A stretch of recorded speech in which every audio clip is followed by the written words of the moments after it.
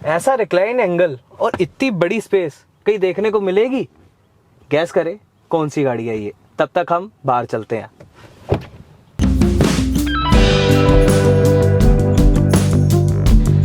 जी हाँ, मैं हूँ प्रभदीप सिंह और आप देख रहे हो इंजन्स ड्राइव और ये है MG की विंस्टर। जी हाँ, अब आपने देख ही लिया कि कितनी बढ़िया इसकी सीट है और क्या इसमें जगह आ रही है। भैया बहुत ही बेटर प्रोडक्ट लग रहा है अभी तक तो मैं यहाँ पे ना आपको आज इस वीडियो में पूरी डिटेल बताऊंगा इस गाड़ी के बारे में और आपको जेन्युइनली ये पता लगेगा कि हाँ, ये किन लोगों के लिए गाड़ी है और क्या आप इसे कंसिडर कर सकते हैं एज एन आपकी बाइंग ऑप्शन के लिए, या आप इसे सेकेंडरी व्हीकल भी कंसिडर कर सकते हैं। वो देखेंगे जब हम वीडियो में आगे आपके सामने सब क्लियर करते जाएंगे। तो हाँ, सबसे पहले बात करी जाए ये MG विंस्टर देखने में कैसी है। हालांकि मैंने ऑलरेडी एक वीडियो बना चुका हूं, जब लॉन्च हुई थी तो हमने एक अच्छे से वीडियो बनाया, बहुत जाके देख लेना। यहाँ पे क्विक एंड क्रिस्प हम बात करेंगे कि इसका डिज़ाइन कैसा है। अब आपने कॉमेट देखी होगी, जो MG की कॉमेट है उसी का ही एक प्रिंसिपल है जो ये विंस्टर है। अब ये इंटरनेशनल मॉडल पे एक क्लाउड EV करके नाम करके प्रोडक्ट है ये, और इंडिया में विंस्टर है।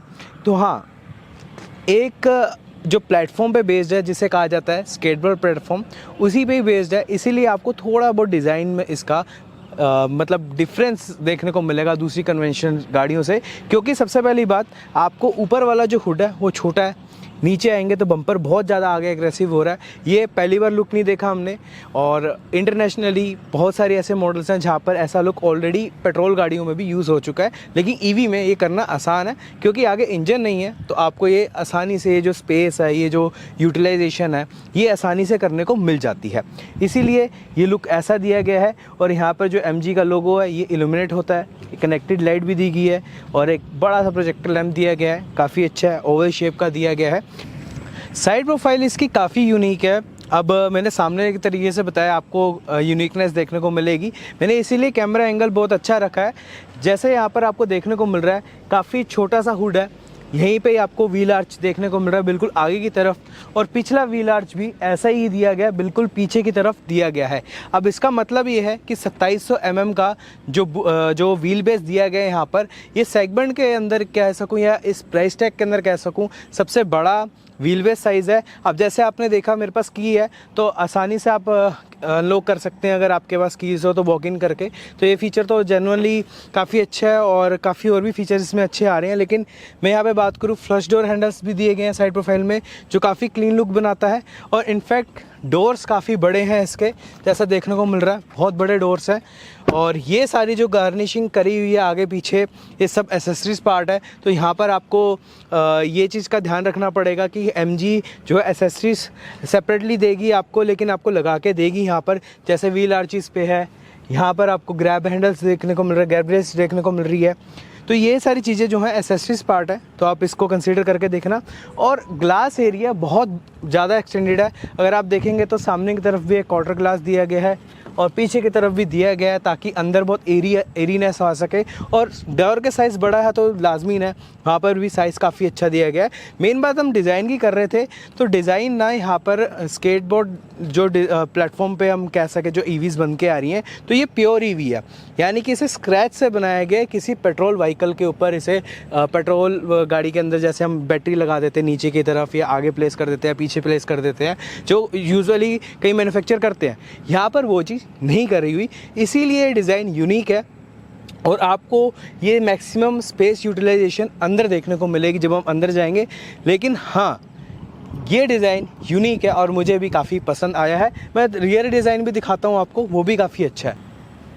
अब रियर में भी आपको जैसा देखने को मिल रहा है, ये जो लाइन है, C पिलर है, थोड़ा सा एक्सटेंड हो रहा है आगे तरफ, कर्व है पूरा यहाँ पर, राउंडिश कर्वी एक कह सके गोल मेटल व्हीकल है यहाँ पर।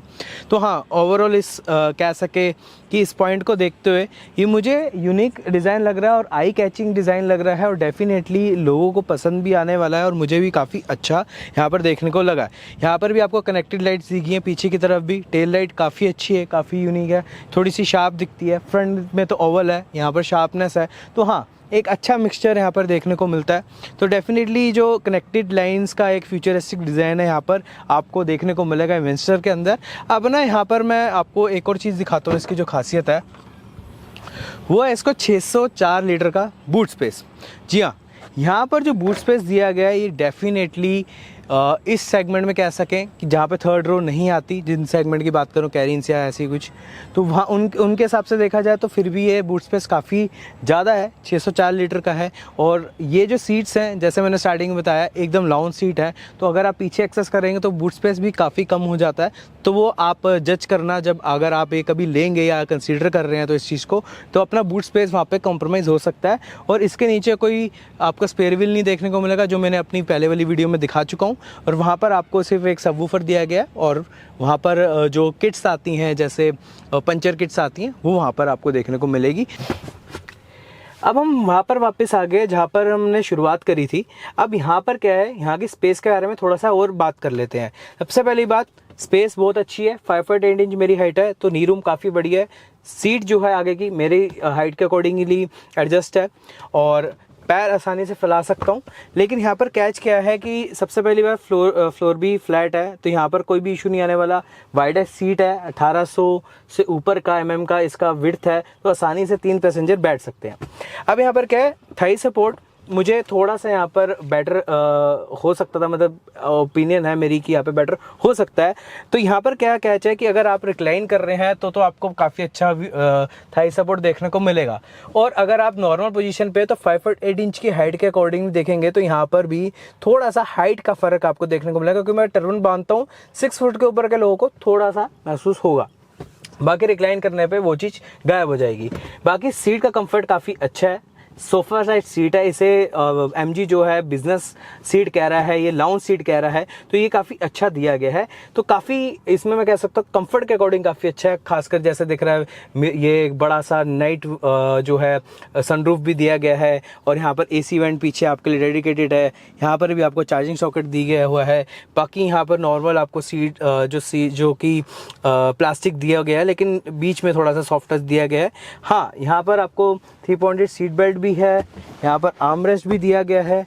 तो हाँ, काफ़ी ख्याल रखा गया है सेकंड रो के पैसेंजर के लिए। अगर आप शॉफर ड्रिवन हो तो ये सीट आपके लिए काफ़ी काम की है और काफ़ी जो है ये आरामदायक भी है। आप लंबे सफ़र तक जाना चाहो या शहरों में भी ट्रैवल कर रहे हो तो ये सीट काफ़ी बेटर रहेगी। अगर आप काम वगैरह करते हैं, आपका ड्राइवर चलाते हैं, तो आप पीछे बैठ जाइए, आराम से अपना काम करते जाइए, कोई भी प्रॉब्लम नज़र नहीं आएगी आपको। आराम से अपना टांग भी ऐसे करके बैठ सकते हो बहुत प्यार से।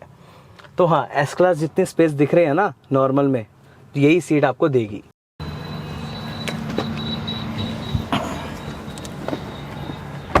फ्रंट भी इसका काफ़ी अमेजिंग है।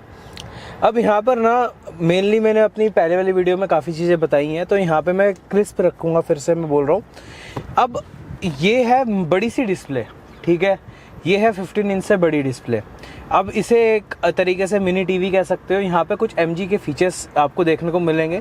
जैसे मैं यहाँ पे दबाऊँ तो यहाँ पर मीडिया भी है, जहाँ पे फोल्डर में आपका कुछ फाइल्स रखी हो, कुछ भी हो, पिक्चर्स हो, वीडियो डॉक्यूमेंट्स हो, वो आप लगा के देख सकते हो। अगर आपकी गाड़ी चार्ज हो रही हो तो हो सकता है यहाँ पर। वैसे यहाँ पर कुछ मैं कह सकूँ कुछ एक्स्ट्रा ऑर्डिनरी नहीं है, लेकिन यहाँ पर जो लेआउट है बहुत सिंपल रखा गया है।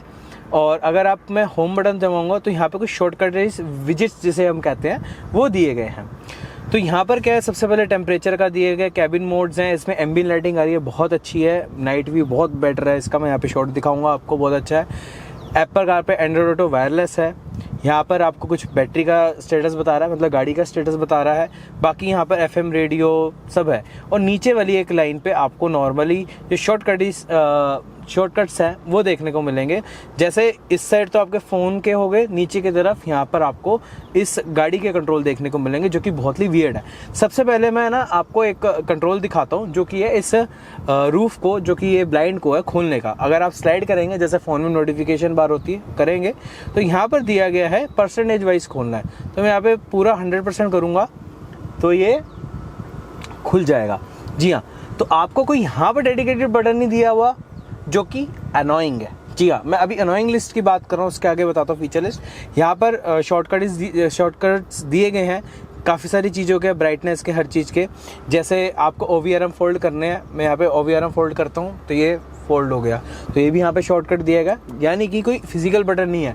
अब इसी का एक और पहलू है, अगर आपको ये एडजस्ट करने हैं मिरर तो भी यहाँ पर नीचे शॉर्टकट दिया गया, और आप फिर शॉर्टकट दबाने का लेफ्ट राइट यूज़ करेंगे और यहाँ से आपको कंट्रोल देखने को मिलेगा। जी हाँ, स्टीयरिंग व्हील से आप इसे ऊपर नीचे कर सकते हो अपने अकॉर्डिंगली।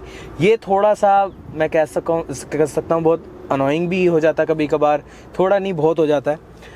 लेकिन आपको और शॉर्टकट दिखाता हूँ, यहाँ पे हेडलाइट स्विच दिए गए। हेडलाइट यहाँ पर कुछ नहीं है, सिर्फ आप यहाँ से पास कर सकते हो। अगर आपको कभी आप चल रहे हो तो हाई बीम लो बीम करनी है तो यहाँ से सिर्फ पास कर सकते हो जी। और वाइपर के यहाँ पे स्विच दिया है, लेकिन यहाँ पर ना आपको सेटिंग, लो बीम की सेटिंग यहाँ पर जाके करनी पड़ेगी, आपको लेवल करना है यहाँ से करना पड़ेगा, फॉग लैम्प ऑन करना है यहीं से करना पड़ेगा। यानी कि एक मिनी टेस्ला वाला काम यहाँ पर MG ने कर दिया है। अब ये कितनी अच्छी है प्रैक्टिकलिटी में वो आप जज करें, मैं तो इतना कहूँगा मेरे लिए अनोइंग है। दूसरी बात, यहाँ पर आपको मोड्स देखने को मिलेंगे, ड्राइविंग मोड्स जो कि normal, eco and eco plus आ रहा है। रीजनरेशन मोड भी यहीं से आप सिलेक्ट कर सकते हो। और एक और बटन दिया गया यहाँ पर स्टार प्लस का, ये प्लस का बटन दिया गया यहाँ पर स्टार का, जो स्टीयरिंग व्हील पे है उसको कस्टमाइज़ कर सकते हो कि किस चीज़ के लिए यूज़ करना है, ड्राइविंग मोड्स के लिए करना है, व्हीकल सेटिंग के लिए करना है, या किस चीज़ के लिए करना है, वो यहाँ पर आपको दिख जाएगा। और यहाँ पर ना एक और ऑप्शन आपको देखने को मिलेगा जो स्क्रीन से ही कंट्रोल हो सकता है, वो है वेंटिलेटेड सीट का। जी हाँ, वेंटिलेटेड सीट का भी कोई एक्सटर्नल स्विच नहीं दिया गया, यहीं पे आपको सेटिंग में, AC की सेटिंग में ही जाके आपको अलग से एक बटन देखने को मिलेगा, या कहीं एक टैब देखने, और 360 डिग्री कैमरा यहाँ पर आपको देखने को मिल रहा है। तो ये इस स्क्रीन की बारे में बात हो गई। अब यहाँ पर एक सेपरेटली आपको एक फंक्शन दिया हुआ AC का, जो जनरली बेटर है मैं कह सकता हूँ। लेकिन हाँ, जो अनोइंग फीचर्स है वो है यहाँ पे, चाइल्ड लॉक तक भी आप यहीं से कंट्रोल करोगे, तो ये मैं कह सकता हूँ अनोइंग है। हाँ, अब इस साइड बात करेंगे तो 10 इंच के आसपास की यहाँ पर स्क्रीन देखने को मिल रही है, जहाँ पर आपको ड्राइविंग के बारे में स्टेटस बताएंगे सारा। यहाँ पर आपको क्रूज कंट्रोल वगैरह देखने को मिल जाएगा। इस साइड आपको बैटरी का स्टेटस पता चल जाएगा, कितनी पावर आप ले रहे हैं। यहाँ पर स्पीडोमीटर, यहाँ पर नीचे मोड्स दिखा देगा, बैटरी परसेंटेजेस है एक साइड। तो काफ़ी क्लीन लुक है, नॉर्मल है, इस पर आप ज़्यादा कुछ नहीं कर सकते हैं। जो आप यहाँ पर आप देख सकेंगे इस साइड, यहाँ पे ज़्यादा कुछ नहीं है, लेकिन हाँ नॉर्मल चीज़ें आपको देखने को मिलेगी। डैशबोर्ड एक काफ़ी आगे की तरफ है, ग्लास की तरफ आप बैठते हो, थोड़ा सा मतलब क्लोज बैठते हो ऐसा लगता है, लेकिन ग्लास काफ़ी लंबा है, थोड़ा सा स्लांट में है, तो आपको ऐसा लगता है। एक ही बार में इसका डैशबोर्ड जो है काफ़ी ट्रे टाइप रखा गया है, ऊपर एक कप होल्डर दिया है। बड़ा ऑड पोजीशन है कप होल्डर की, क्योंकि यहाँ पर अगर आप गर्मी में तो कोई फ़ायदा नहीं है इसका, क्योंकि अगर आप ठंडी ड्रिंक रखेंगे तो गर्म हो जाएगी वो, ऊपर से धूप पड़ेगी, तो ठंड में यहाँ पे फ़ायदा है, ठीक है ना। अगर आपको अपनी कोल्ड ड्रिंक ठंडी करनी है तो यहाँ पर आप रख सकते हो। ये यहाँ पर आर्मरेस्ट के पास अपनी जगह रखी हुई है। यहाँ पर आपका वायरलेस चार्जिंग का ऑप्शन, यहाँ पर भी स्पेस, और इसके नीचे भी, सीट के नीचे भी स्पेस काफ़ी अच्छी दी है, जहाँ पर आपको चार्जिंग सॉकेट भी कुछ दिए हुए हैं। यहाँ पर भी आपको सीट्स जो हैं काफ़ी अच्छी देखने को मिल रही है, बहुत आरामदायक सीट है, सोफ़ा सीट्स है, सोफ़ा स्टाइल। और इस साइड आपको बेसिकली यहाँ पर इलेक्ट्रिक पार्किंग ब्रेक देखने को मिल रही है, और पावर बटन नहीं है, ये कॉमेट जैसी ही ड्राइव करती है, यानी कि ब्रेक प्रेस करो और एक्सलेट करो सब ऑन हो जाएगा। लेकिन अगर आपको बंद करना है सब, तो यहाँ पे बिल्कुल नीचे दिया हुआ है बटन। दूसरी बात, यहाँ पर आपको स्टीयरिंग एडजस्टमेंट के लिए मैनुअली दिया गया, ये कोई इलेक्ट्रिक स्टीयरिंग व्हील नहीं है, तो आप आराम से टिल्ट एंड रीच के लिए आप इसे अप्रोच कर सकते हो, तो काफ़ी बेटर है। सीटिंग पोजीशन की बात करूँ, ये सीटिंग पोजीशन लोएस्ट है, आप इसे हाईएस्ट कर सकते हैं। ये पावर सीट्स हैं, ये पावर सीट नहीं है को ड्राइवर वाली, तो आप आराम से बहुत ऊंचे तक बैठ सकते हैं, नीचे तक बैठ सकते हैं, काफ़ी अच्छा है। लेकिन फिर भी बेस इसकी लोएस्ट सेटिंग भी काफ़ी ऊंची है, तो यहाँ पे मैं कहूँगा इस साइड बैठ के ना मैं ड्राइविंग में बताऊँगा कि ये क्या फील करती है। बाकी यहाँ पर फ्रंट का जो एक्सपीरियंस है काफ़ी बेटर मुझे देखने को मिला है, कुछ अनोइंग चीज़ें छोड़कर।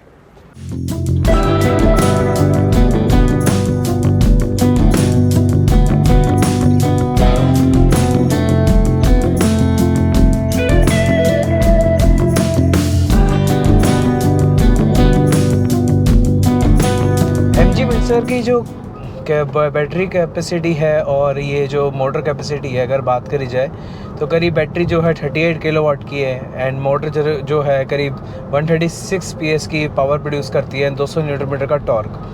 तो ये प्लेंटी है इतनी बड़ी गाड़ी के लिए। जैसे दिख रहा है अभी ये स्पोर्ट्स मोड पे है, तो बहुत बेहतरीन इसने पिकअप लिया। ये कह सकते हैं एक काफ़ी इनिशियली जो एक क्रिस्प आता है पिकअप का, वो काफ़ी अच्छा है। तो डेफिनेटली यहाँ पर पावर के अकॉर्डिंग इतनी बड़ी गाड़ी के लिए इतनी सफिशिएंट है, ये टॉर्क सफिशिएंट है। मैं यहाँ पर अगर नॉर्मल मोड इको प्लस आता है वैसे सबसे लोवेस्ट, और उसमें अगर बात करी जाए तो थोड़ा रिस्पॉन्स बहुत, मैं कह सकता हूँ ऐसा हो जाता है कि अगर आप पूरा पैडल दबाते हैं तो भी ये बहुत धीरे धीरे मूव करती है। एंड इसके बाद आता है एक इको मोड जहाँ पे वो थोड़ा सा बेटर है, लेकिन इको प्लस ज़्यादा फ्यूल एफिशिएंट है, ये कह सके बैटरी एफिशिएंट है। हमारे मुँह से फ्यूल एफिशिएंट ही निकलता है, लेकिन फिर भी यहाँ पर काफ़ी बेटर तरीके से मैपिंग करी हुई है हर मोड की।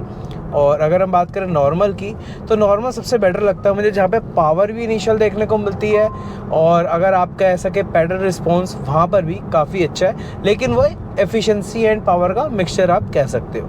तो डेफिनेटली वहाँ पर भी काफ़ी बेटर है ये। अब यहाँ पर ना मैं इतनी बात करूँ, पहले रेंज की बात करते हैं, फिर हम बाकी सारी चीज़ों की बात करें।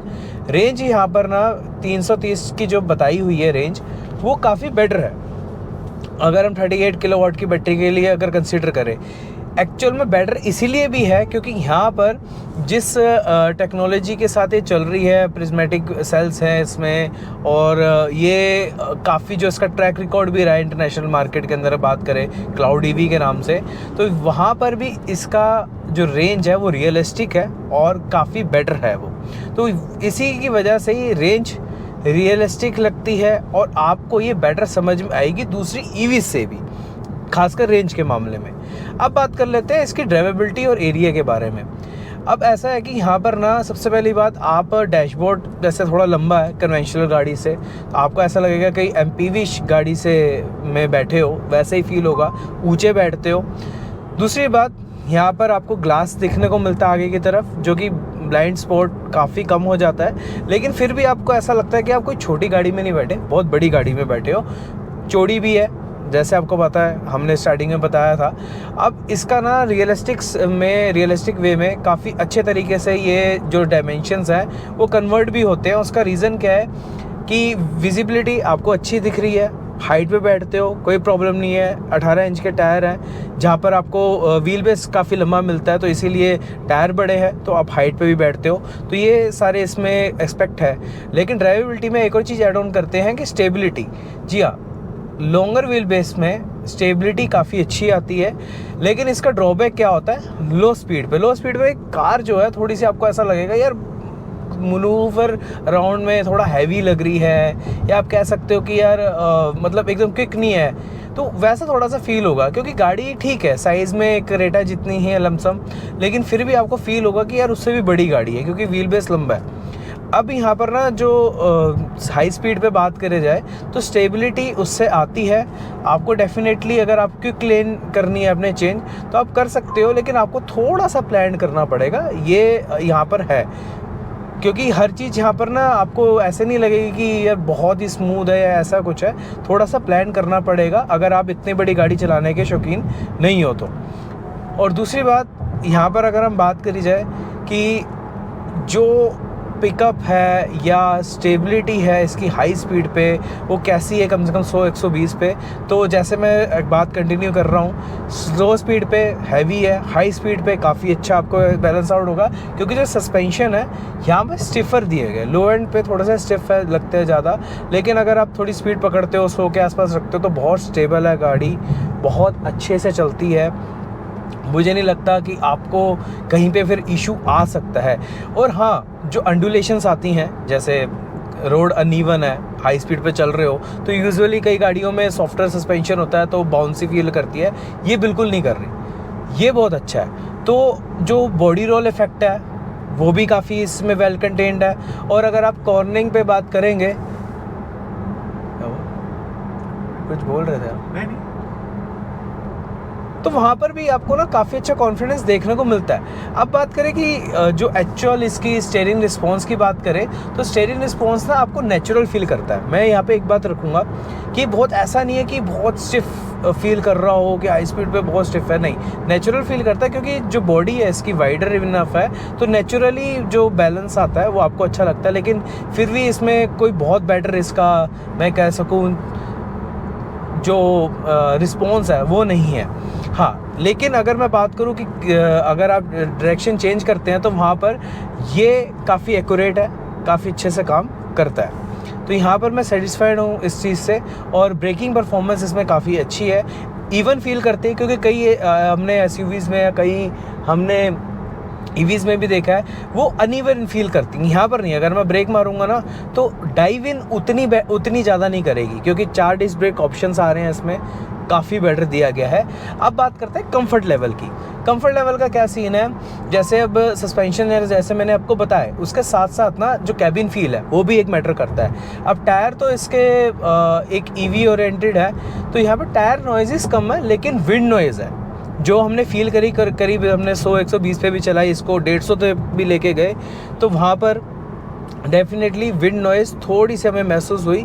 बाकी कैबिन शांत है, लो एंड में काफ़ी आवाज़ें कम हो जाती हैं, तो आपको एक शांत कैबिन, एक प्रीमियम कैबिन ये महसूस होगा।